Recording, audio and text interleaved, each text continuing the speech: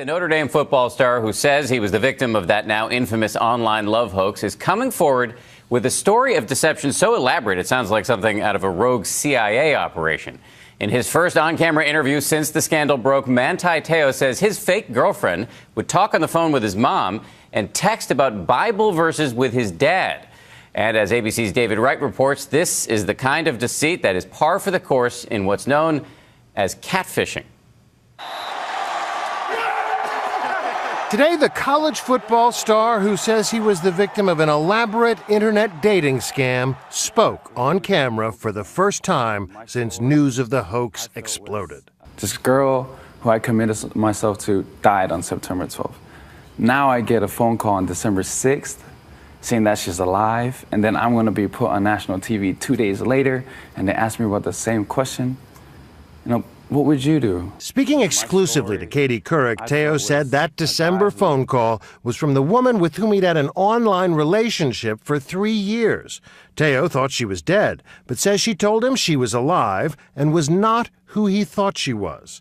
He says the call left him confused and embarrassed. So at the Heisman Trophy ceremony, December 8th, 2 days after he learned the truth, he was still talking about Lene Kekua as though she were real. I'll never forget the time when I found out that, my girlfriend passed away, and the first person to run to my aid was my defensive coordinator, Coach Diaco. You stuck to the script, and you knew that something was amiss, Manti. Correct. Why?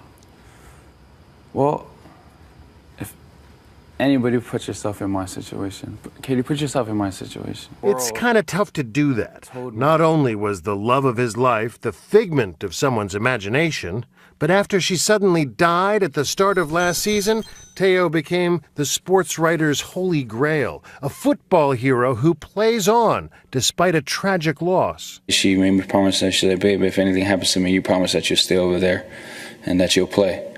And that, you'll honor me through the way you play.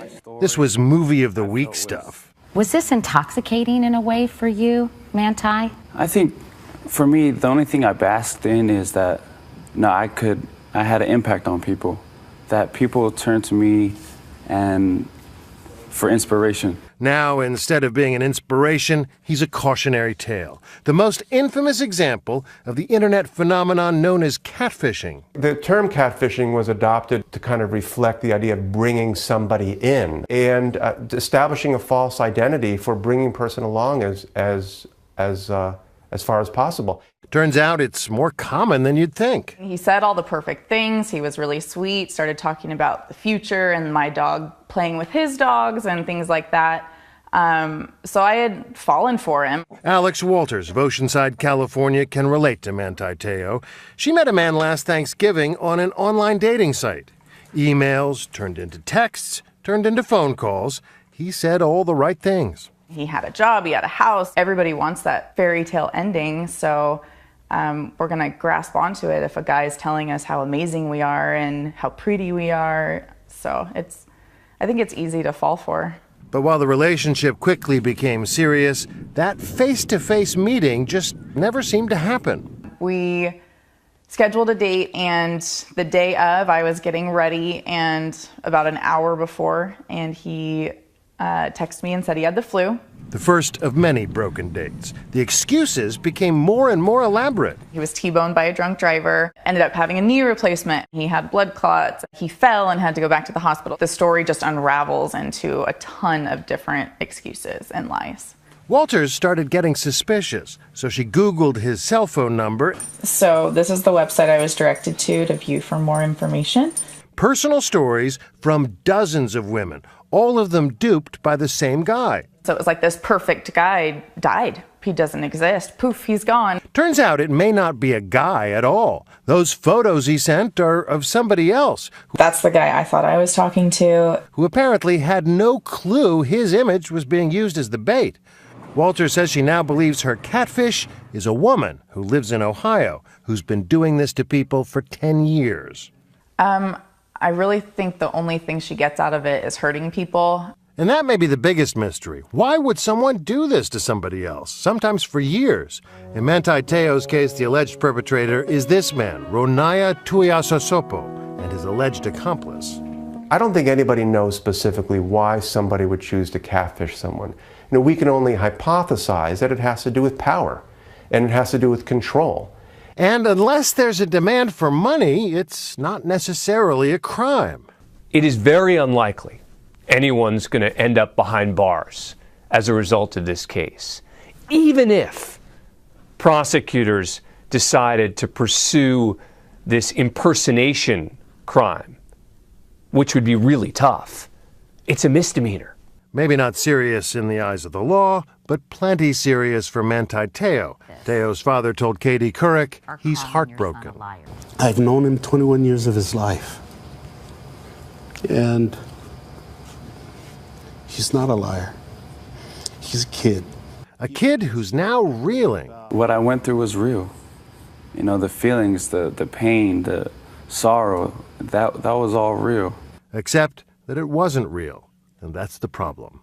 I'm David Wright for Nightline in Los Angeles. Thank you, David Wright. A fascinating glimpse into living and loving in the digital age. Of course, the poster child for the perils of online romance has now become Manti Te'o. And as we said, Katie Couric sat down with Te'o and his parents for that exclusive interview, and Katie is with us now. Katie, you sat there with him and with his parents. Did you get a sense that he was telling a credible story? Well, I do think that his affection for this young woman was very real.